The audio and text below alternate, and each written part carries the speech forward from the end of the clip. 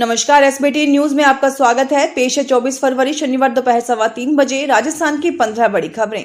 इस news bulletin के प्रायोजक है विन्नी केक एडमोर। सबसे पहले नजर डालते हैं आज की हेडलाइंस पर। कांग्रेस में लोकसभा सीट शेयरिंग तय। दिल्ली में 4 सीटों पर आप और 3 पर कांग्रेस लड़ेगी। मोदी ने सहकारी क्षेत्र में विश्व की सबसे बड़ी अनाज भंडारण योजना का किया उद्घाटन। पीएम मोदी की योजना से रेल यात्रियों को होगा लाभ। गंगा स्नान के लिए जा रहे 6 श्रद्धालुओं की मौत। जयपुर समेत 12 जिलों में ठंडी हवाएं, मौसम पलटा। और अब खबरें विस्तार से सुनिए। लोकसभा चुनाव को लेकर कांग्रेस और आम आदमी पार्टी में चंडीगढ़ और 4 राज्यों में सीट शेयरिंग फॉर्मूला तय हो गया। दिल्ली में आप 4 सीटों पर और कांग्रेस 3 सीटों पर चुनाव लड़ेगी। हरियाणा में कांग्रेस 9 और आप 1 सीट पर चुनाव लड़ेगी। गुजरात में कांग्रेस 24 और आप 2 सीटों पर चुनाव लड़ेगी। चंडीगढ़ की सीट कांग्रेस के खाते में गई है।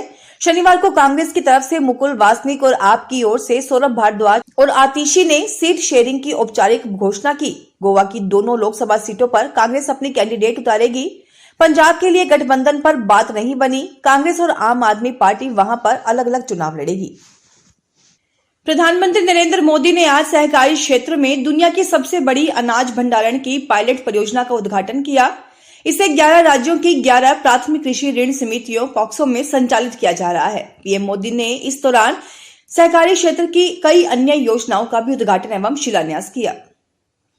राजस्थान में बड़े ही नहीं, छोटे स्टेशनों की भी सूरत बदलेगी। अमृत भारत योजना के तहत जयपुर रेल मंडल के 6 स्टेशनों का पुनर्विकास होगा। इन स्टेशनों पर यात्री सुविधाओं का विकास होगा। इससे ट्रेनों के ठहराव की संख्या बढ़ेगी। साथ ही इन स्टेशनों को हेरिटेज लुक भी दिया जाएगा। जयपुर रेल मंडल के डीआरएम विकास पुरवार ने बताया कि 26 फरवरी को प्रधानमंत्री नरेंद्र मोदी वर्चुअल कार्यक्रम के जरिए देश भर के 554 रेलवे स्टेशनों के पुनर्विकास का शिलान्यास और 1500 RUB का लोकार्पण करेंगे। इसमें जयपुर मंडल के सांगानेर, दौसा, खैरथल, राजगढ़, नीमका थाना, फतेहपुर, शेखावटी शामिल है। कासगंज में बड़ा हादसा हो गया। जैथरा से गंगा स्नान कराने गया ट्रैक्टर ट्राली सहित जमीन में धंस गया। पटियाला के कादरगंज रोड पर घटना हुई। अभी तक 15 के मरने की सूचना है। 35 लोग ट्रैक्टर पर सवार थे। अलीगढ़ के डीआईजी शलभ माथुर ने 15 लोगों के मरने की पुष्टि की है। मौके पर आसपास के लोगों की भारी भीड़ है। घटना से कोहराम मच गया है।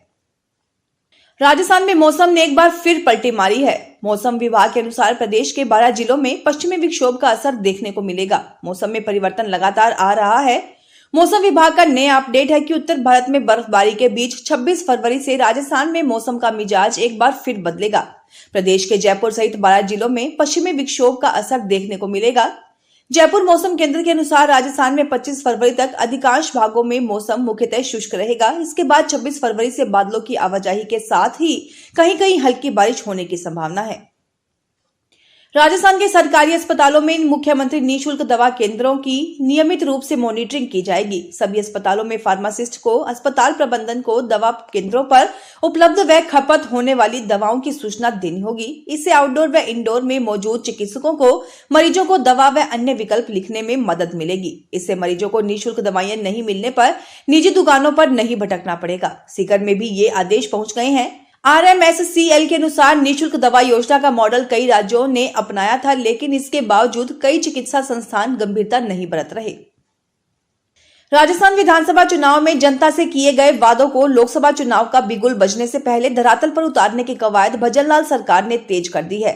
विधानसभा चुनाव में जनता के सुझावों से तैयार किए गए संकल्प पत्र की 30% घोषणाओं को भाजपा सरकार अमली जामा पहनाना चाहती है। सरकार के निर्देशों के बाद विभागवार इन घोषणाओं पर भी काम शुरू कर दिया गया है। संकल्प पत्र की घोषणाओं पर कितना काम हो रहा है, इसके लिए मंत्रियों की कमेटी भी गठित की गई है। सरकार ने अपने चुनाव घोषणा पत्र संकल्प पत्र को नीतिगत दस्तावेज बनाया था और क्रियान्वयन के लिए डिप्टी सीएम प्रेमचंद बैरवा की अध्यक्षता में एक समिति का गठन भी किया। लोकसभा चुनाव के पहले केंद्रीय गृह एवं सहकारिता मंत्री अमित शाह रविवार को मध्य प्रदेश के दौरे पर आ रहे हैं। वह राजधानी भोपाल के कुशाभाऊ ठाकरे सभागार में शाम 6 बजे केंद्र की मोदी सरकार और भाजपा के विजन पर प्रबुद्ध जनों से संवाद करेंगे। इस संवाद के लिए डॉक्टर, सीए, आर्किटेक्ट, वकील, उद्योगपति, धार्मिक और सामाजिक संस्थाओं के प्रमुखों को आमंत्रित किया जा रहा है। मुंबई से मॉरिशस जाने वाली फ्लाइट में एसी खराब हो गया, जिसकी वजह से पैसेंजर्स को काफी परेशानी आई। एयर मॉरिशस की फ्लाइट को आज सुबह 4:30 बजे मुंबई से मॉरिशस रवाना होना था। सभी यात्री 2:45 बजे तक फ्लाइट में बैठ गए, लेकिन एयरक्राफ्ट के इंजन में परेशानी आ गई। यात्री करीब 5 घंटे तक विमान में ही बैठे रहे और उन्हें बाहर नहीं जाने दिया गया। इस दौरान एसी खराब होने की वजह से कई छोटे बच्चों और एक 78 साल के बुजुर्ग को सांस लेने में दिक्कतों का सामना करना पड़ा। बसपा प्रमुख मायावती ने संत रविदास की जयंती के अवसर पर लोगों को शुभकामनाएं दी। इसके साथ ही संत रविदास पर राजनीति करने वालों पर भी हमला बोला। उन्होंने उनके नाम पर हो रही राजनीति से भी लोगों को बचने की सलाह दी और कहा कि उनका संदेश अपने कर्म से धर्म को संकीर्ण राजनीतिक एवं चुनावी स्वार्थ आदि के लिए नहीं, बल्कि इंसानियत और जनसेवा के लिए समर्पण का है। मायावती ने शनिवार को अपने एक्स पर संत रविदास जयंती के अवसर पर लोगों को बधाई दी। उन्होंने उनके उपदेशों को अपनाकर जीवन संवारने का आह्वान किया। जोधपुर जिले के पिपाड़ सिटी उपखंड क्षेत्र के उम्मेद रेलवे स्टेशन पर जोधपुर बठिंडा एक्सप्रेस के रेलवे मंत्रालय की ओर से ठहराव की घोषणा से ग्रामीणों में खुशी की लहर दौड़ पड़ी है। क्षेत्रीय सांसद पीपी चौधरी के प्रयासों के चलते रेल मंत्री अश्विनी वैष्णव ने शुक्रवार को आदेश जारी किए हैं। ब्यावर के जावाजा ग्राम पंचायत के फर्जी दस्तावेज बनाकर बैंकों व निजी फाइनेंस कंपनियों से लोन लेने का खेल थमने का नाम नहीं ले रहा। पंचायत समिति जवाजे की कई ग्राम पंचायतों से मामले सामने आने के बाद अब ठीकराना मेद्रातान ग्राम पंचायत कार्यालय की नकली सील और साइन करके फर्जी पट्टा बनाने का एक और फर्जीवाड़ा उजागर हुआ है। आवासीय पट्टा बनाकर एक निजी फाइनेंस कंपनी से लोन लेने के लिए फाइल लगा दी गई। जब कंपनी के प्रतिनिधि ग्राम पंचायत में सत्यापन के लिए पहुंचे तो मामले का खुलासा हुआ। ग्राम पंचायत ने इस पूरे प्रकरण की शिकायत साकेत नगर थाने में दी है। टोंक में छात्रावास में फर्जीवाड़े पर सामाजिक न्याय मंत्री का एक्शन। मंत्री अविनाश गहलोत ने अधीक्षक राजेंद्र चौधरी को सस्पेंड किया।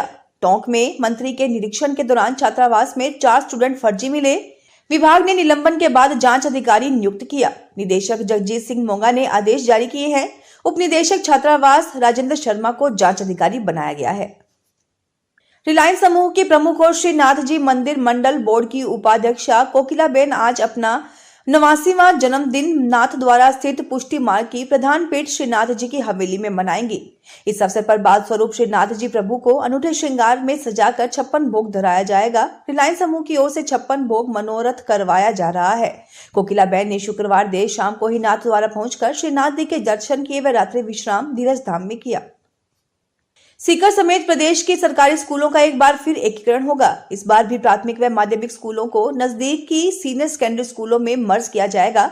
इस बार एकीकरण का आधार नामांकन नहीं, स्कूल की कक्षाएं होंगी, जिसमें कक्षा 6 से 12 व 9 से 12 तक संचालित 186 सरकारी स्कूलों में एक साथ कक्षा 1 से 12 तक संचालन के लिए नजदीकी प्राथमिक व उच्च प्राथमिक स्कूलों को उनमें समन्वित किया जाएगा। इसको लेकर माध्यमिक शिक्षा निदेशक आशीष मोदी ने आदेश जारी कर संभागीय स्तरीय कमेटी का गठन कर दिया है। फिलहाल इस बुलेटिन में इतना ही। फिर हाजिर होंगे और बड़ी खबरों के साथ। अगर आप भी अपने आसपास की छोटी बड़ी और महत्वपूर्ण खबरों से अपडेट रहना चाहते हैं तो सब्सक्राइब कीजिए हमारे चैनल एसपीटी न्यूज को और प्रेस कीजिए बेल आइकन पर।